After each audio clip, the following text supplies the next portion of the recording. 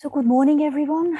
Literally warm welcome to the first episode of the EcoQuip project's Lunch Bite webinar series for healthcare managers on procurement.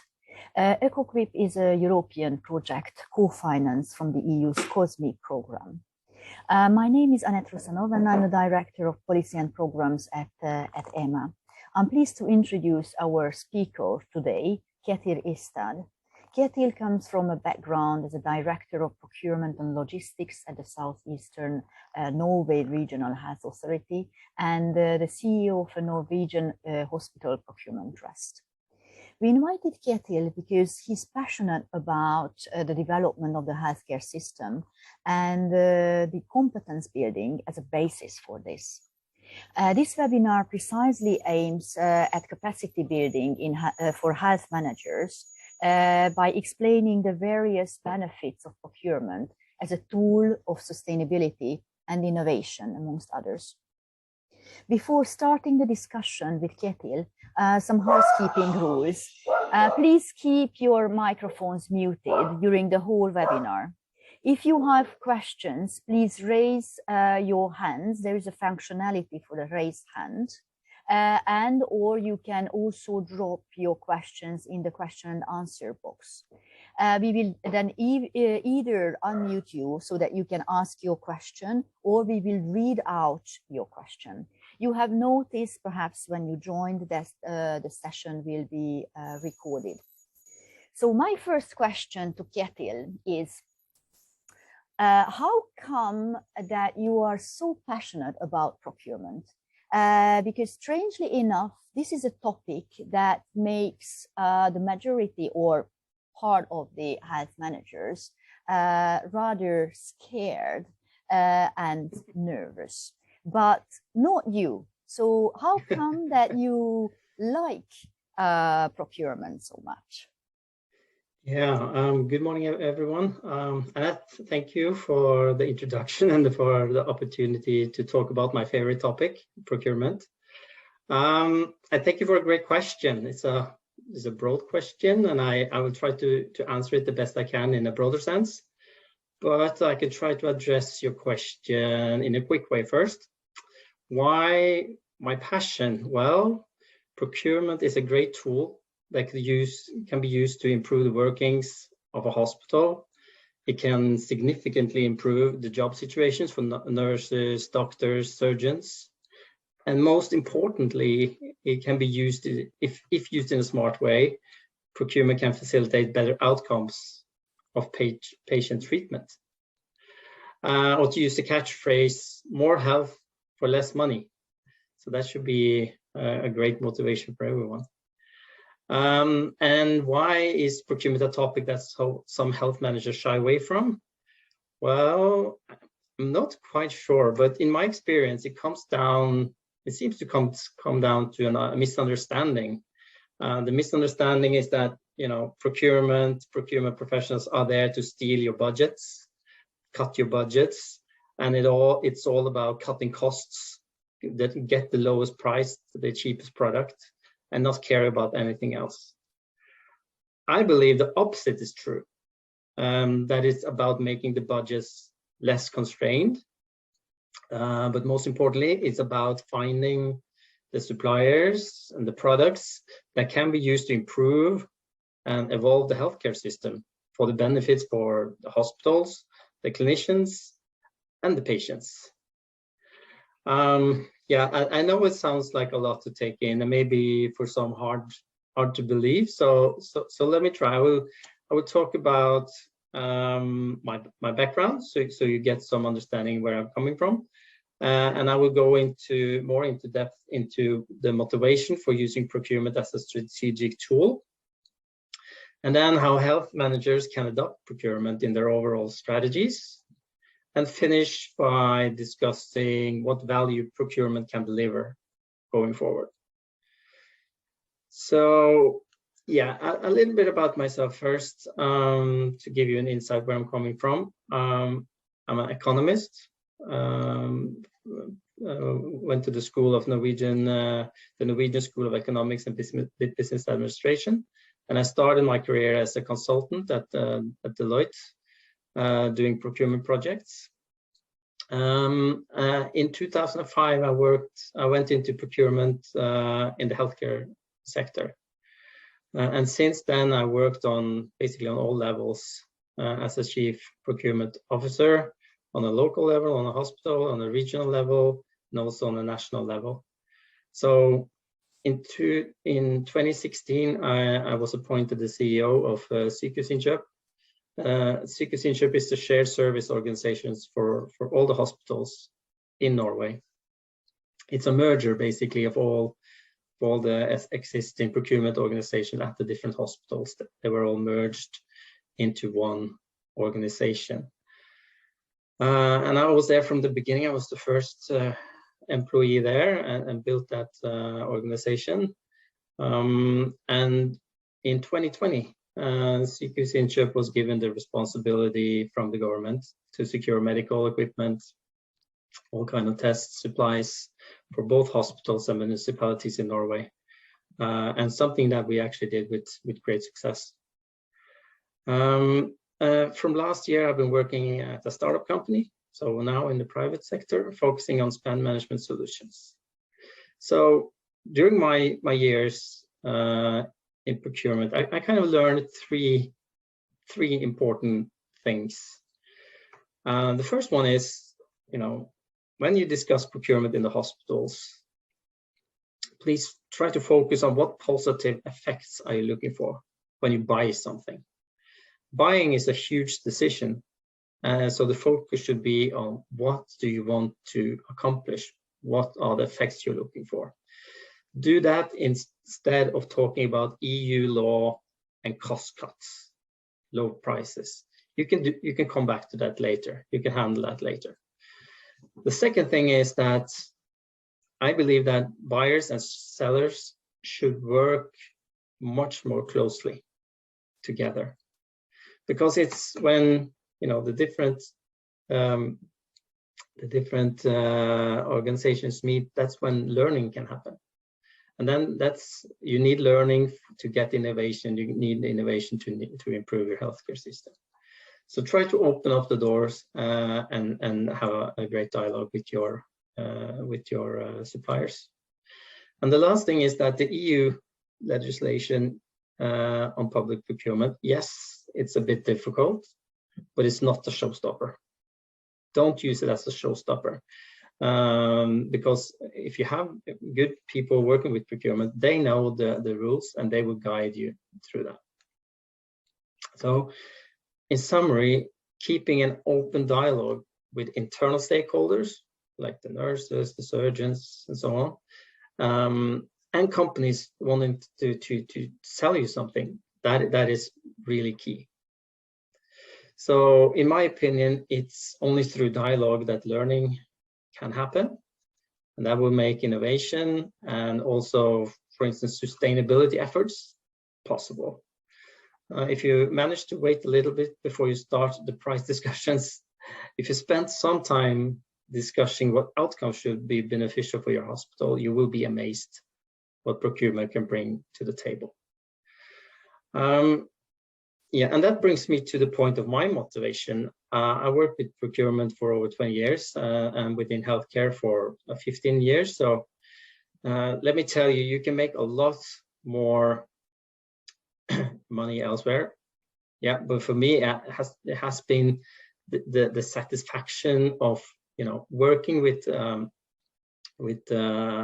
procurement and see it grow into a strategic partner for the hospitals, and also see the great results that can be achieved.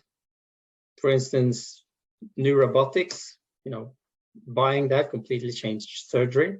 It's great fun. Introducing new drugs that can change patients' lives.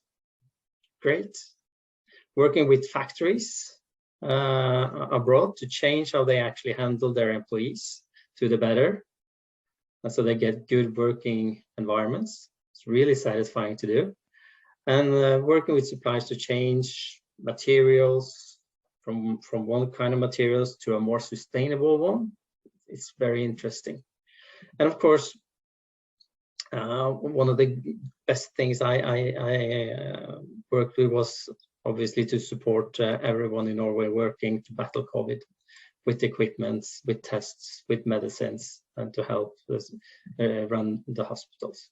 So procurement is doing a very important function in the background, but it's really, really key for what's going on. And it can be used much more strategically. We'll come back to that. Yeah, so I think that I speak for everyone that, you know, work with procurement in hospitals. We take immense pleasure in being part of the healthcare system, and to bring about positive change through well thought out and well planned buying processes. And we truly believe that we can make a difference when it comes to delivering health services. And, you know, this is a major motivation, because procurement has been viewed, I think, historically as a function on a more lower level in an organization. And it pleases me immensely to see that this is changing now. It's becoming more and more, at least here in the Nordics, it's more and more usual to bring procurement into the boardroom and discuss how it can be used in a good way. So today, the procurement function is not only asked to do a procurement process, because we have to, according to the EU law. The questions are now turning to something much more interesting, like, well, how can procurement help us improve the outcomes of our healthcare services? So employees working with procurement in the health sector, they are motivated, and make sure you use them. And that brings me to my next point, strategy. In the hospital strategy document, how much emphasis do you have on procurement? You might have, you might not have. But of course, these documents should, you know, focus mostly on how to bring about best possible health services. But the document can be improved and made more concrete if procurement is introduced as an area to build competency, where you build resources, because it will have real impact. And just take the pandemic, for instance. The pandemic has really made everyone aware of how important it is to have a plan on what products you need and how to source these products and make them available to those who need them. And Sykehusinnkjøp, the shared organization where I was the CEO when the pandemic hit, had prepared for the situation where we needed specialists that knew the need of the hospital and what the suppliers could deliver. We had for years worked with what we call category management. I know that when I use that word, people think it sounds very difficult and very complicated. It's not really. Just think of everything you spend money on as a big cake, and a category would be a piece of cake. For instance, medicines and drugs, that's one category. Medical equipment, another. IT services, a third, and so on. And the beauty of this approach is that the procurement personnel, they work solely with one piece of cake, with one category, and becomes very familiar with both clinicians, suppliers, and what's actually moving in this area. That actually means you have people on your side that can actually build a bridge between you know, what's going on within the hospitals, what are the needs of the physicians, and what can be delivered by the market, by the suppliers. And this opens up real possibility to have a constructive dialogue where you can gain more insights. You can see new ways of doing things. Yeah, so you are turning your procurement professionals into real experts to gain respect and confidence, and you should really try to use that in a strategic way. So back to the pandemic, when it hit, we had professional teams in place already for medicines, for medical equipment, for tests, and so on. So basically, the organization really quickly got to work to find the suppliers with the appropriate products, and we made deals on deals what we needed.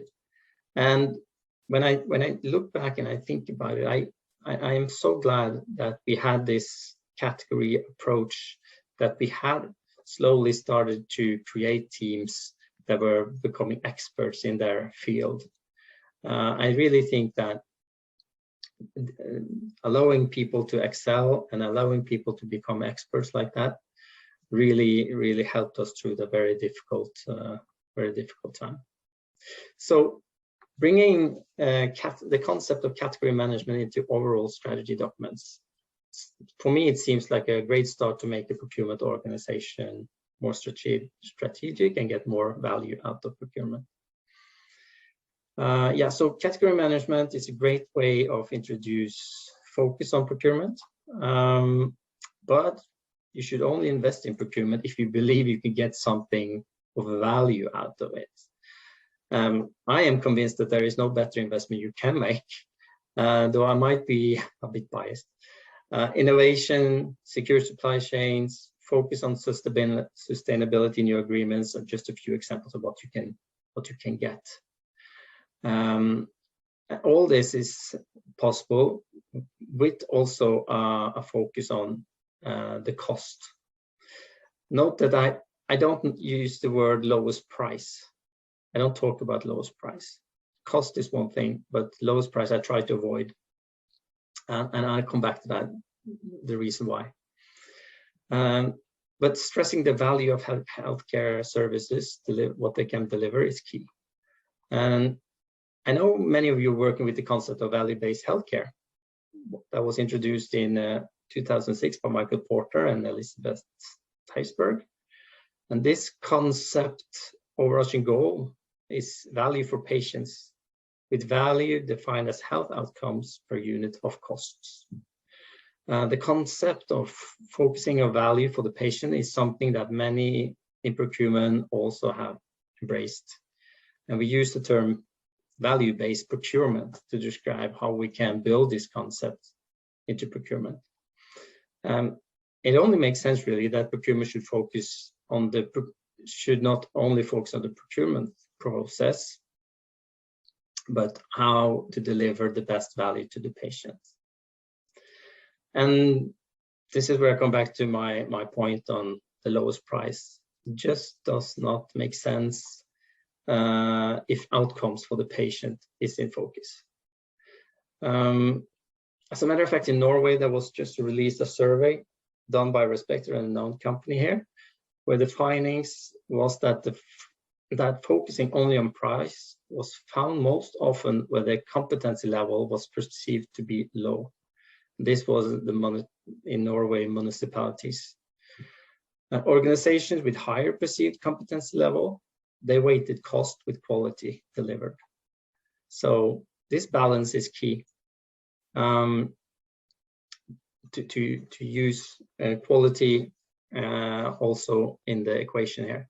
But I don't think that's where it should stop really, because I think procurement has a next level where not just cost and quality will be considered, but where outcomes that matters to patients also can play a crucial role.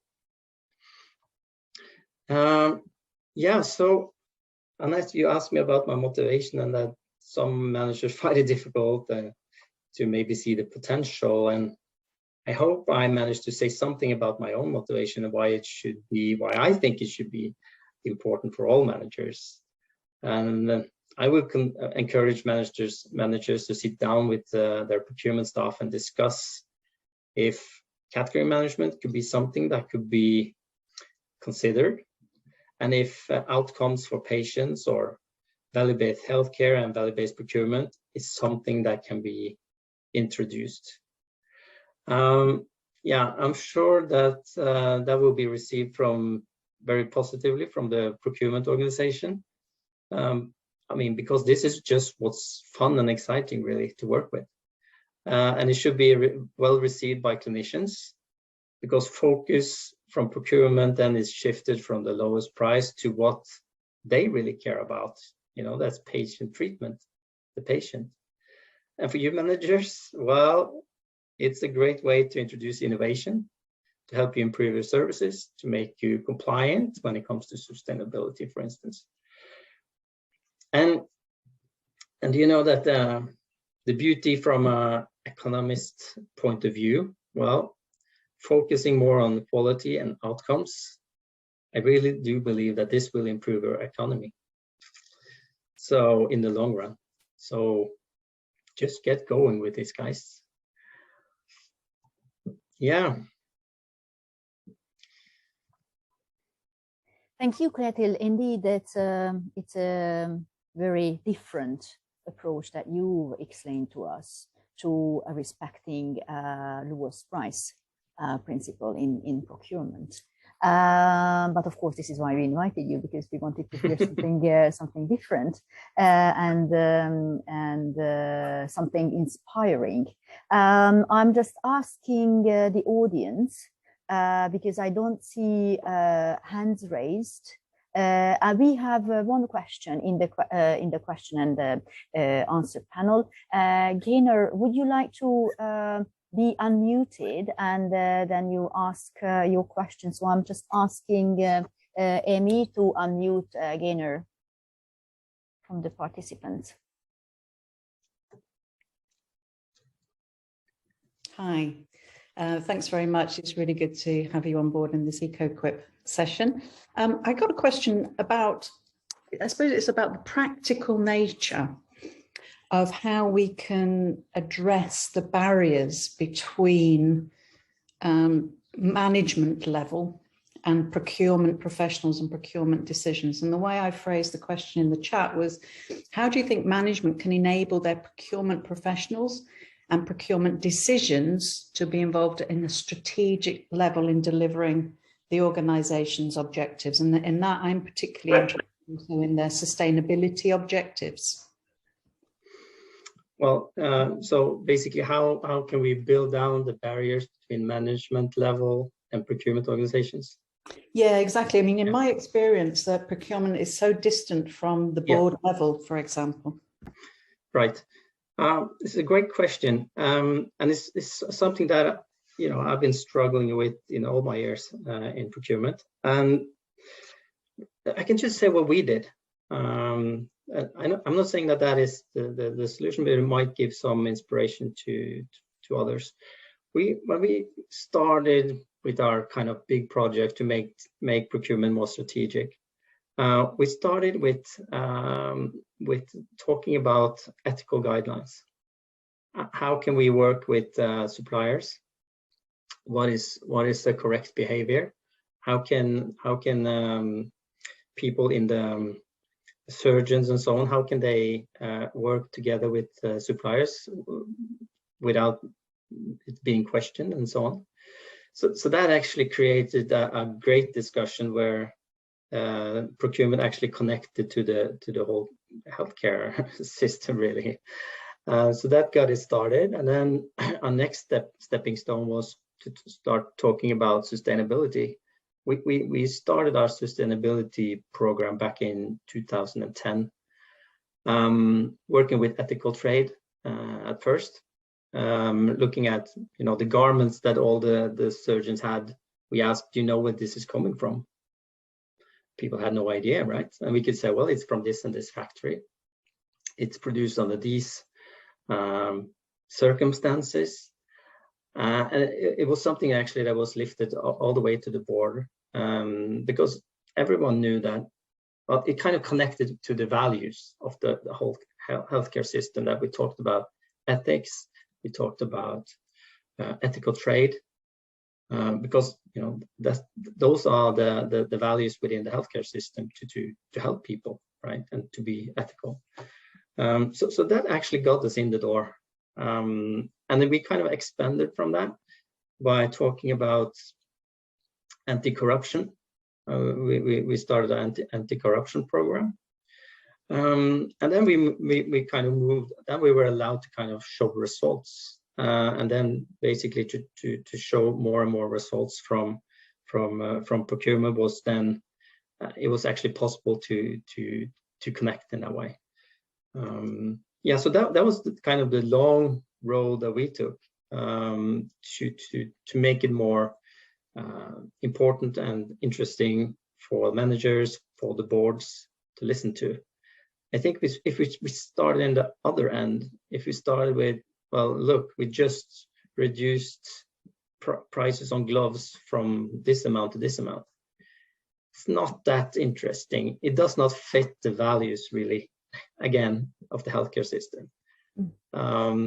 So I believe that you should try to focus on the core values first, like ethical trade and so on, and then when people have opened up and are ready to listen to what procurement actually can bring in, you can start also talking about cost saving programs and that kind of thing. And now it's all about innovation, isn't it? That you need to find new ways of running the hospitals. And I mean, when you're about to spend so much money, it resonates, I think, with managers and with board members that should not only look for the lowest price. You should look at the total cost, and you should look at what buying decision can actually produce the best outcomes of your healthcare service. I don't know if that kind of answered your question, but I was just trying to kind of paint a picture of how we work with this issue, because it's there. No, that's great. Thanks very much. To me, what you said, Kjetil, is like speak the language of the board. Yeah. So it just shows to me that a procurement expert should not only be expert in procurement, but should also be talented as a kind of strategic thinker. How he could present that to the board, how he can connect the dots, and how he can place procurement into a bigger framework than only spending money in an economic way, in your, as you are saying, not economic, but value-based way. Yeah. I agree. And for me, it comes down to communication. I'm not a communication expert, but it makes sense to me to first talk about things that the board and the managers might be interested in. For instance, when I started out at the hospital level, I joined a few meetings we had with the clinicians, and I was surprised, that we opened every meeting with like 15-20 minutes of speech from procurement to say how difficult the EU law was. And I mean, there is nobody that will work after that speech, right? You kind of killed everything. But if you just switch it around and you start talking about, okay, you are the clinicians, you want to achieve something, you want to improve, you want to be the best in the area. What do you want to do? And then talk about, okay, great. What about if we do this? We know these suppliers, and think a little bit out of the box. And that is what, in my experience, what have actually caused the best momentum if you manage to communicate in that kind of way. We have two other questions, and since we really want to facilitate learning and exchange, I think that it would be worth taking these two questions on board, even if our time is coming up now. Could Amy unmute Aris to ask the question? Would be more personal, perhaps. Hello, can you hear me? Yes, very clearly. Go on. Hi. Aris. Good morning. Greetings from Nottingham. It's a question. I think I see it as a almost follow-up question to the previous one. So here it is. I'll read it for you. It's how important do you think that's for the procurement officers, those that on the public procurement side of the equation, how important is it for them to know that when they are asked to operationalize strategic procurement elements, be it sustainability, innovation, and so on and so forth, even if when those requirements, they stem from the regulation itself, so they are duties that they have to fulfill. How important is it for them to know that they have their full support of the political hierarchy of their organization, be it a central government, local, regional government, or within the NHS, a hospital, and so on and so forth? Great question. Very difficult to answer, but I would start by saying that it's crucial that that you have the backing of your managers and the board. Yeah, you should absolutely start there, and then it only makes things better if there are difficult procurement process that you will go through, that it's actually understood and backed up by politicians. We have one case now in Norway that was actually a great case, because we did a procurement process with 40% on environment as a criteria, and this was actually taken to court, and the procurement organization won. Yes, we can do this, but then the prices were a bit higher than expected. They were higher, obviously, because of the inflation, transport cost, and so on. But it came in the newspapers now as an issue. How can the procurement organization put so much emphasis on environment when the price is higher? And so, yeah, great question. And you need to, when you do new things, you should take the extra round to try to bring everyone on board. But in the end, I mean, it's the managers and the board, they have to kind of make the decision which way to go.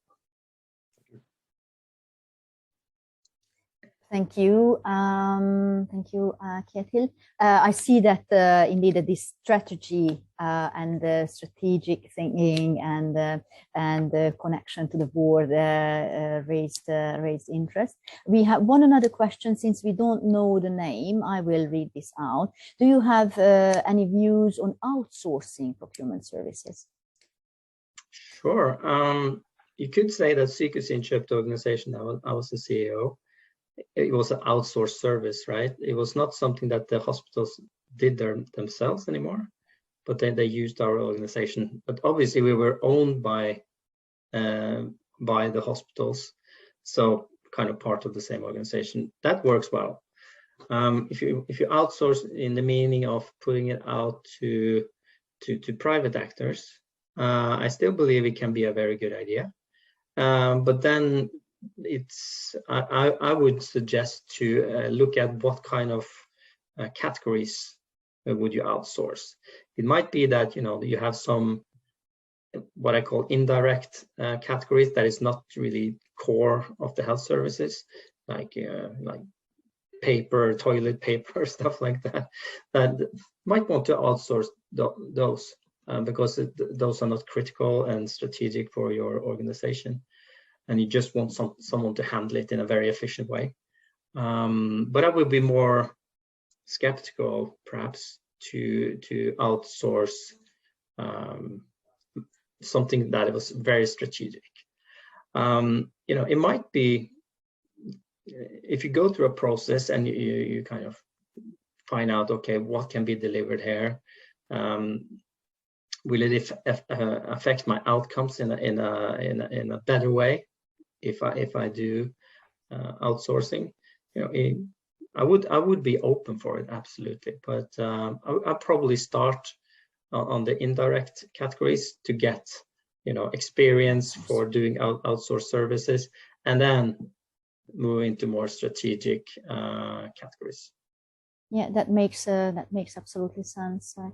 I would also have questions, but I think that we are still really start running late. As you know, Emma, the European Health Management Association is very committed to skills and competencies. So my questions would have gone into that direction, but perhaps we can ask that and we can put that into the report. So if we don't have more questions from the audience, then we will just close this session. by thanking Kjetil for the motivational speech to encourage health managers to use procurement to foster value-based and sustainable services and products. So we have learned today how these financial instruments can be looked at in a different way, from a more person-centered and value-based, very value-focused point of view, where it's not the cheapest price principle that comes first into mind, but people's, patients' values, secure supply chains, improving economy, and creating impact and improved outcomes.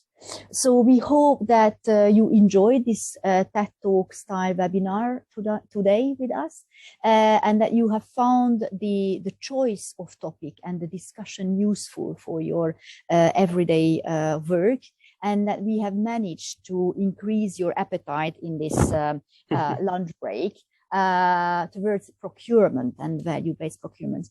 And actually, Kjetil's speech was a very nice introduction to our two upcoming webinars.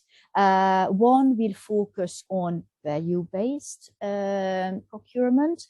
It will take place on the 19th of September.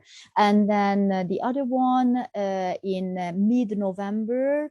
The date will be still precise, so it's 17th or 18th of November. We will focus on sustainability, which actually Kjetil also mentioned.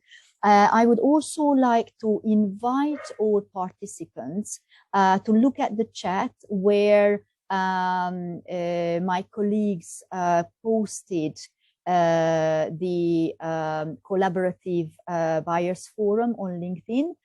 So it is a group where you can continue exchanging with your health manager peers. We would also like to encourage you to sign up for updates about the EcoQuip project. And we also posted that, and of course the two upcoming webinars. So with that, I would like to thank Kjetil once again for sharing his thoughts and his passion, his enthusiasm towards procurement with us. And last but not least of all, I would like to thank my colleague Amy Weller, who is behind the scenes and who made this webinar possible. So I wish everyone bon appetit and a nice afternoon, and see you next time. Bye-bye. Okay. Bye-bye. Thank you.